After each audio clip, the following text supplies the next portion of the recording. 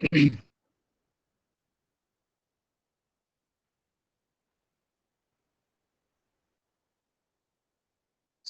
welcome to the first lecture of ad hoc and sensor network. That is introduction to ad hoc and sensor network.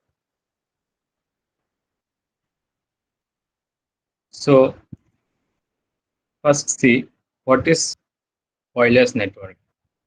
Basically, wireless network are two different types.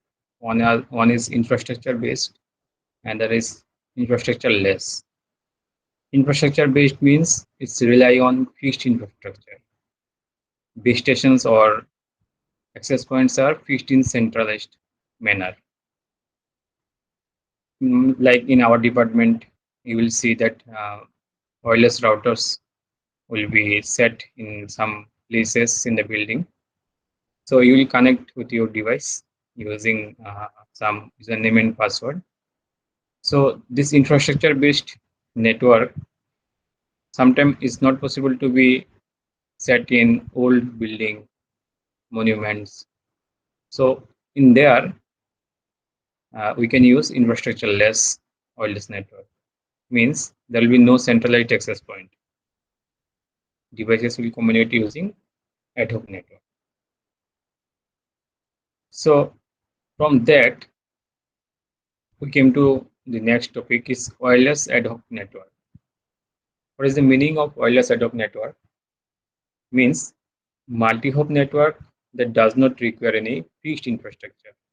Like say your 4 to 5 mobile phone can be connected with each other without using a central uh, device like router or switch. Okay. So here PR nodes takes part in relaying information. Means each node will transfer data to the next node. That is known as relay. Okay.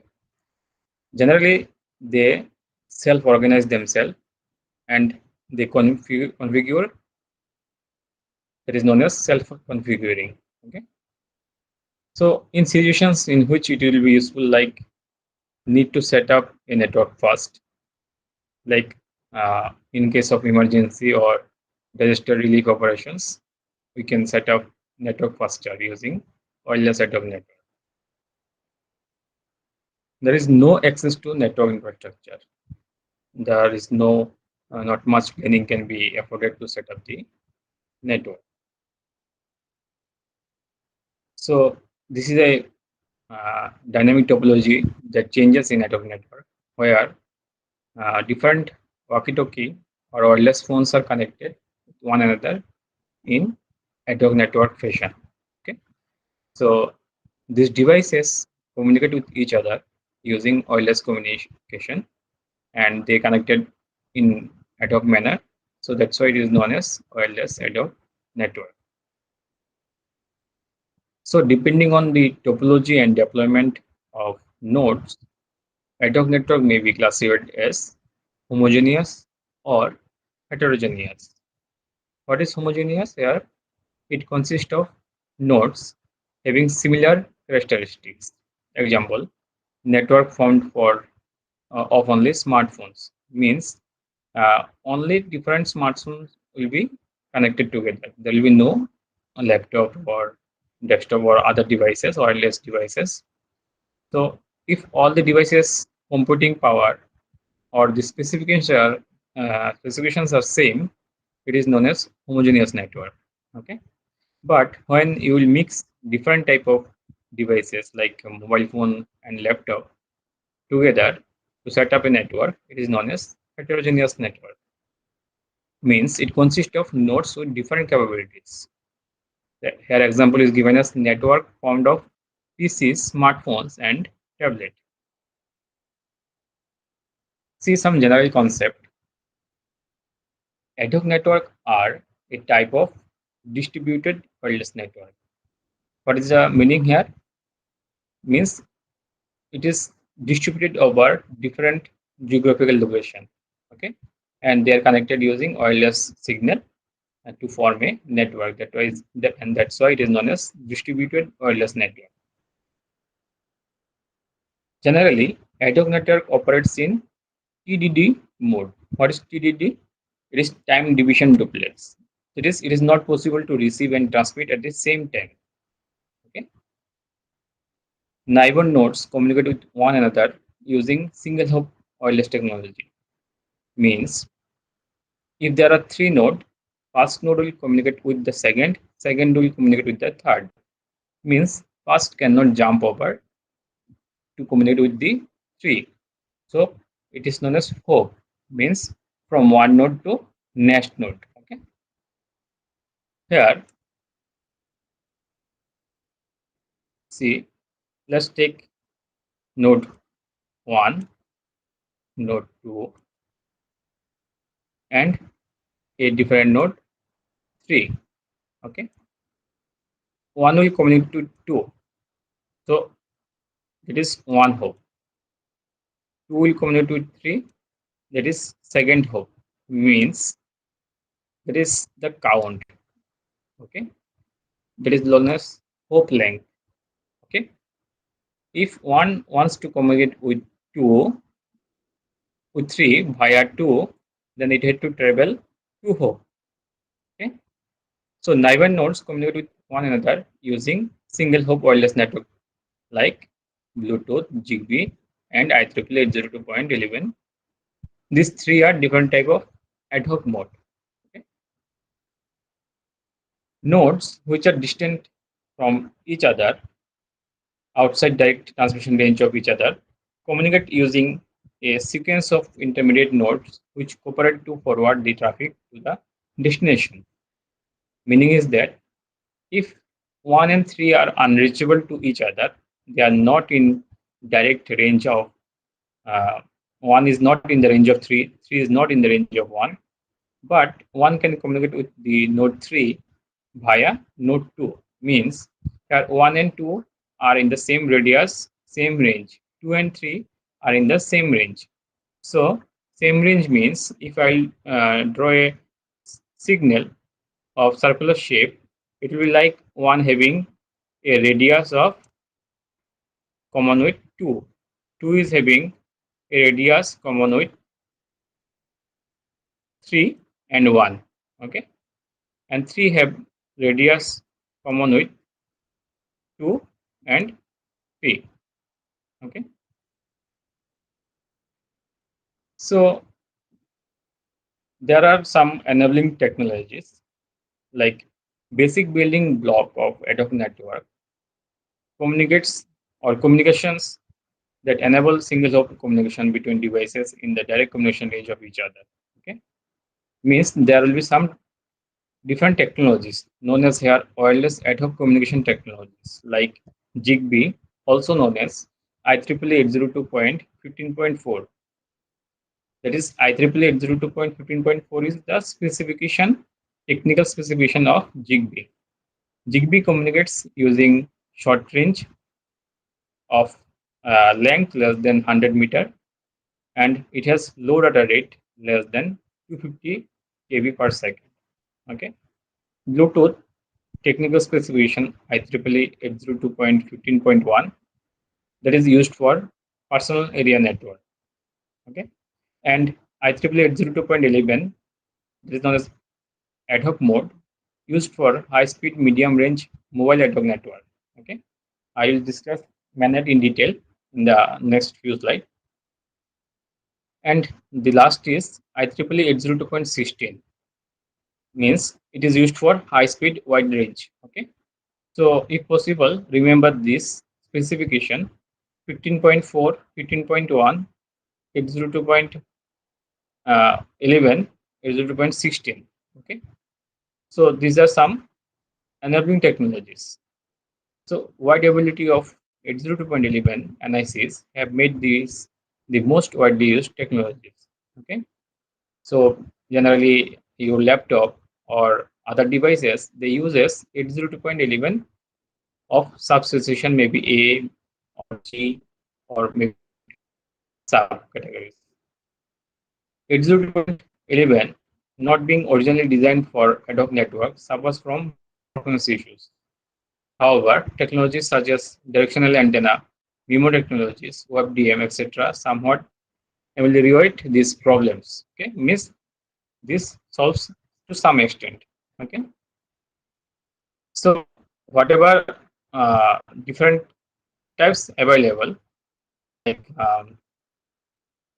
Zigbee, Bluetooth, and IEEE 802.11. So these three categories can be compared together.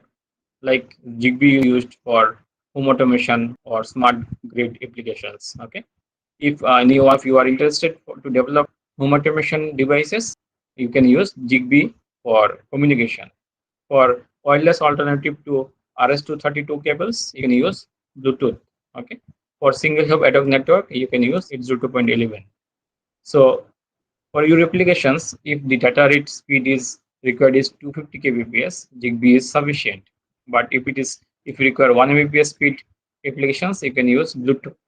And if you require more than 1 Mbps, maybe of 54 Mbps, you can use 802.11 of subcategory G. Okay. See here for Zigbee, the length supported is 10 meter. That is nominal up to 100 meter. So beyond 100 meter, you cannot communicate using Zigbee. For Bluetooth, maximum distance possible is 100 meter. But for ad hoc network mode, it is 100 to 200 meter. Okay.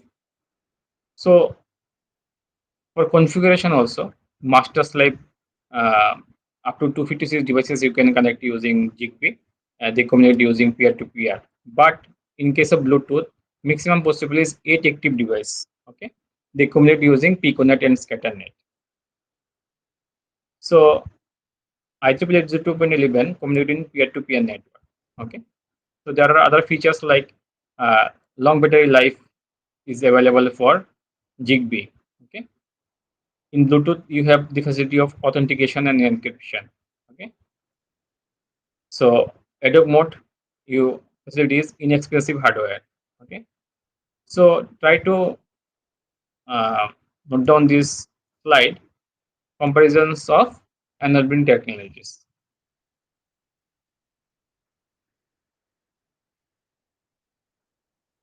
Next, networking technologies. Use the one hop direct communication capabilities provided by the underlying enabling technologies to provide end-to-end reliable communication from sender to receiver. Okay, not in the direct communication range. Okay, different functions of this network technologies are routing. Okay, identifying the path from sender to receiver. Forwarding means using the previously identified path to actually forward the packet. So designing routing protocol for mobile ad hoc network is one of the main research challenge. Okay. On top of this, MANET use transmission control protocol, but inherent challenge of ad hoc network make ill suited for MANET. So sometimes few students sometimes ask for, sir, on what topic we can work on in the next coming semester. So this is like one problem. Okay, designing routing protocol for mobile ad hoc network, and the second problem can be like designing TCP protocol, transmission control protocol for mobile ad hoc network. So these are some kind type of research problem. Okay, that can be worked on in seminar or mini project or in the project also. So hope up to the last slide concepts are clear to you. So let's come to the second part of this introduction slide. Different types of wireless ad hoc network are, first is wireless mesh network. Okay, okay, there is some kind copy paste error is there.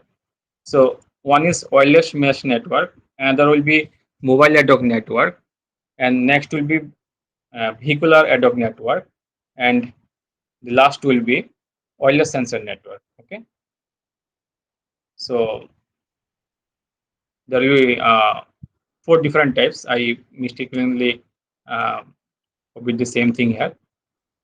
Okay, so first category, let's consider it as a mobile ad hoc network. So this is category one. subtype of wireless ad hoc network is MANET. So full form is M for mobile, A for ad, okay, and network net. Okay. Mobile network means infrastructure-less network of mobile devices connected wirelessly, which follow the self-chop properties. Okay. What is chop here? Chop means C for configure, H for heal, O for optimize, P for protect. Okay. Means in mobile ad hoc network, all nodes will self-configure, they will heal themselves, they will optimize them, and they will protect themselves. Okay. Highly dynamic topology, which frequent link changes, and nodes act as router to forward other nodes packets. Manners enable spatial spectrum reuse due to limited bandwidth of each node. Okay. So in MANET, here highly dynamic topology will be there, which is frequent link changes occurs. Okay. Here each node acts as a router to forward other nodes packet. See one example means if device 1 want to communicate with device 3, it can route the packet using path 1 or using path 2 also. Here this device 1 and device 2 will act as a router in mobile ad hoc network. Okay. So next is vehicular ad hoc network. Spontaneous data exchange between vehicles is possible with vehicular ad hoc network. Okay. You can say it is an extension of MANET which will be used in vehicles known as vehicular ad hoc network. In MANET, the key component is intelligent vehicle system known as ITS. Okay. It uses variety of communication technologies like wireless LAN or Bluetooth or Wi-Fi that will be used for short range technologies. But for long range technologies, it uses cellular technology like LTE. Okay. So vehicle uses maximum time uses LTE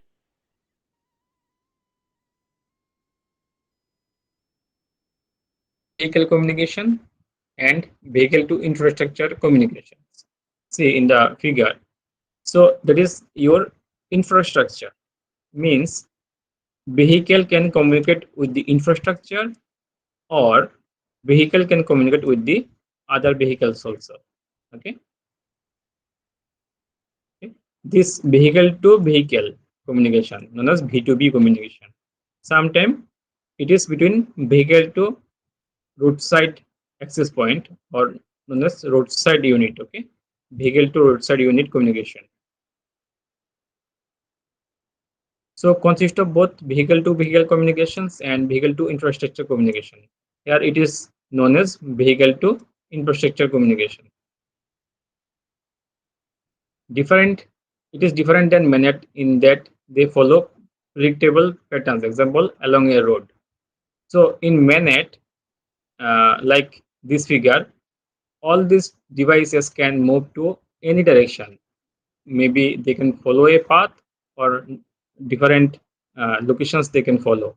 But in vehicle, you can say that the vehicle will follow a similar pattern of path. Okay, that is different than MANET. Very high mobility, much greater than those found in MANET. In MANET, these two devices will move, but that is not so faster. The change of locations can be speed is less, whereas in vehicle, two vehicles can communicate uh, in the on the move also, but their speed can be different. Movement speed maybe it is of 40 kilometer per hour. It is traveling. The next vehicle is traveling in 80 kilometer per hour also. Okay, so that says very high mobility. Okay, so let's see a comparison among them, between manets and venet. Okay, in terms of cost of deployment, manet, it is cheap. Okay, but in venet it is high cost. Okay, if you want to set up a manet network, cost will be less. If you want to set up a venet network, cost will be high. Okay, mobility scenario will be low for manet, and it is very high for venet. Frequency used in manet is 2.4 gigahertz, and it is speed is 5.9 gigahertz for venet. Okay, so range is maximum support is 100 meter. In venet, maximum length support is 1000 meter. Okay, partition of network in manet is low, means due to some node, if in between some node will not work, or it will get off due to some reason, then the network will be divided into different segments. So such kind of thing is known as partitioning of network. So in mainnet, it is low. Chance of partition of network is low. Whereas in VNet, chance of partition is frequent. What is the meaning? For some reason, if uh, vehicle 1 and 2 is in one network, vehicle 3 and 4 is in another network, say there is a partition occurred in between. Okay, that can be of different reasons. So it is known as partitioning of network. So in VNet, it is frequent. Partition of network is frequent. Mode of operation in VNet, it is infrastructure less. In VNet, it can be infrastructure based also and infrastructure less also, or combination of both. Okay. Next, movement of pattern of nodes. In VNet, it is random. In VNet, it is constant by road. Okay. So let's see some advantages and applications of VNet, like cooperative driving. Okay, means drivers can cooperate each other in driving. Information sharing and media streaming. Value added service like internet access and navigation. Okay, and let's see some components of VNet are like onboard unit, roadside unit. Okay, onboard unit means in the vehicle there will be a system to communicate. Okay, it is known as OBU. Okay, on board unit, and there will be some infrastructure, like here it is roadside unit. Okay, onboard unit is responsible for collection of data from different sensors and communicate with other onboard unit. Okay, whereas roadside unit, infrastructure which enables communication to the outside network, is known as roadside unit. In VNet, communication technology like wireless access in vehicular environment supports multi-hop communication between vehicles. IEEE 1609.2 standard, commonly known as DSRC 802.11p. See here. So for each vehicle, there will be sensors and onboard unit. Okay.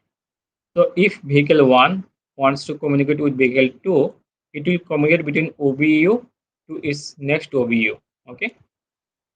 So the sensors will help in the vehicle to collect some information from outside to the vehicle. Okay. So if this vehicle want to communicate with roadside unit, it can directly communicate. Here, let's say in the range 1, vehicle 1 is communicating. In the range 2, vehicle 2 is communicating with roadside unit. Okay. So both the roadside unit will communicate with the internet or internet, that is infrastructure domain, where there will be applications or certificate authority or service provider. Okay, so this is internet. Okay, where is the infrastructure exist.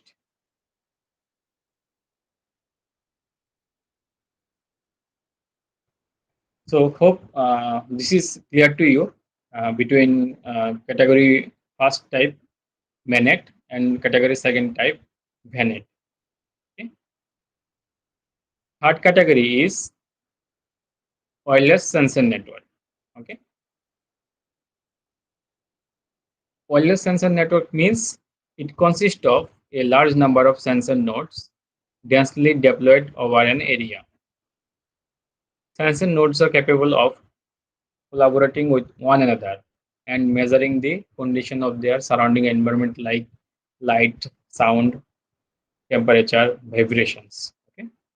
The sense measurements are then transformed into digital signal and processed to reveal some properties of the phenomena around sensors.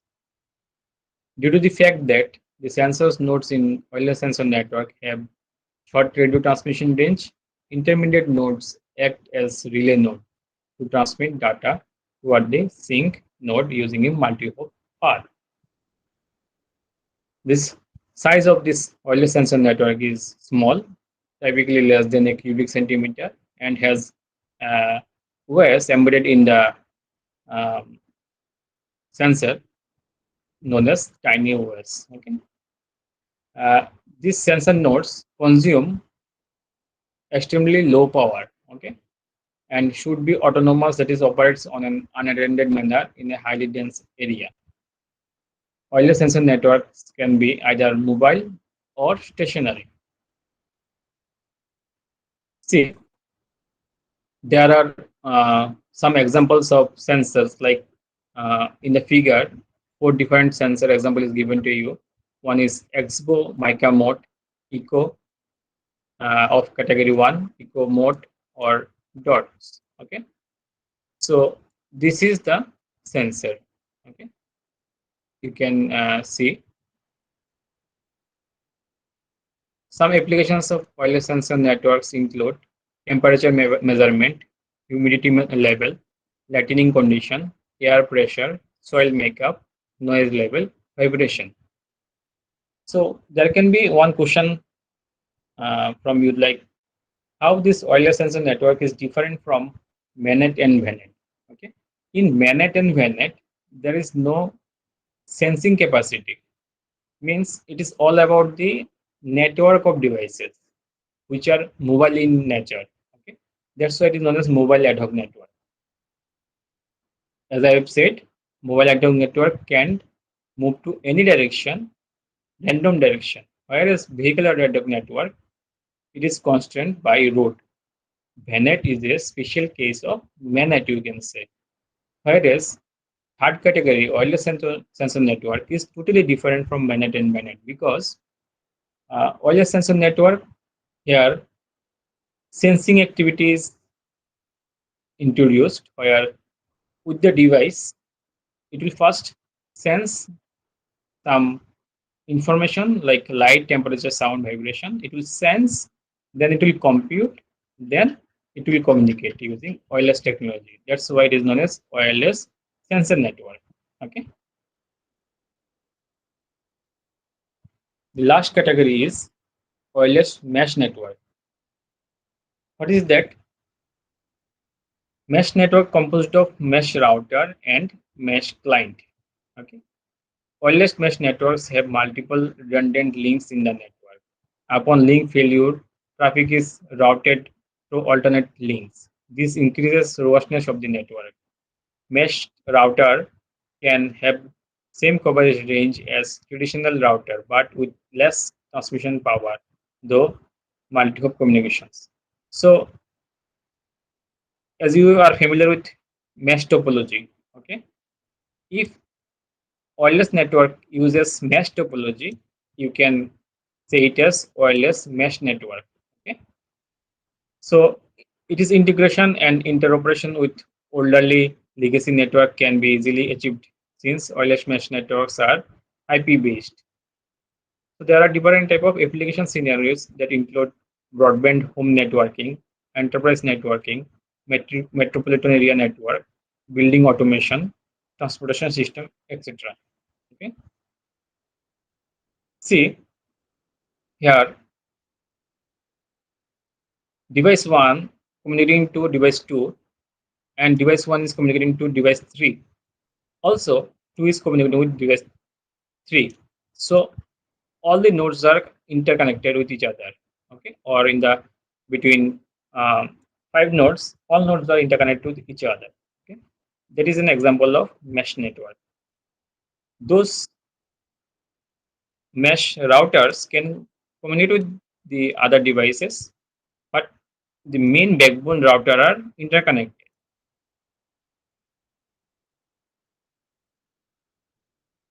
Now, so we have just completed four different types: MANET, VANET, wireless sensor network, wireless mesh network. Now, ad hoc network, how it is connected with internet. Okay, generally it is the ad hoc network where there is a wireless transmitter. Okay, so all these devices will communicate with the here it is known as gateway. With the gateway, this gateway will be connected to the internet. Okay, so so the devices will get internet via this gateway. So there are some constraints in ad hoc network like infrastructure less. So lack of centralized entity dictates that network management has to be distributed over the network, leading to a host of problems. Dynamically changing network topology is the second constraint. First is the infrastructure less. Second is topology changes dynamically. Okay. So unpredictable, frequent route changes and packet losses is the part of dynamic topology change. Third, physical limitation. Radios used generally in broadcast mode and are limited in power and range. This leads to issues like hidden and exposed terminal problem. Okay, some this term hidden terminal problem and exposed terminal problem I'll discuss later in some other slide. So these are the problems of physical layer limitations. What is the problem? Radio communicates using broadcast mode, and there is a limited power. Okay, limited in power and range. Fourth constraint is limited link bandwidth.